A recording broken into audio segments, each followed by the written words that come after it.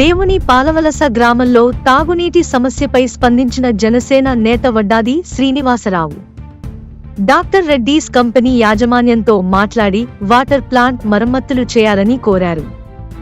రణస్థలం మండలం పైడి భీమవరం పంచాయతీ పరిధిలోని దేవుని పాలవలస గ్రామంలో తాగునీటి సమస్యపై జనసేన పార్టీ నాయకులు, శ్రీకాకుళం జిల్లా జనసేన పార్టీ కార్యదర్శి వడ్డాది శ్రీనివాసరావు స్పందించారు.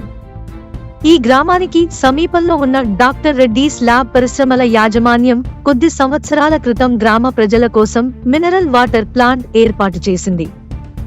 అయితే ఆ ప్లాంట్ కొంతకాలంగా పనిచేయకపోవడంతో గ్రామస్తులు తాగునీటికి తీవ్ర ఇబ్బందులు ఎదుర్కొంటున్నారు.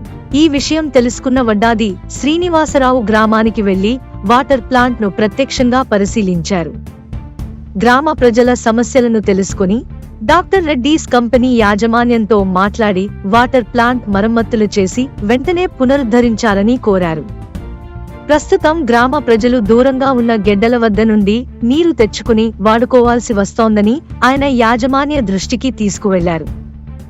దీనిపై పరిశ్రమ యాజమాన్యం స్పందించి 2-3 రోజుల్లో ప్లాంట్ మరమ్మతులు పూర్తి చేసి తిరిగి ప్రారంభిస్తామని హామీ ఇచ్చింది.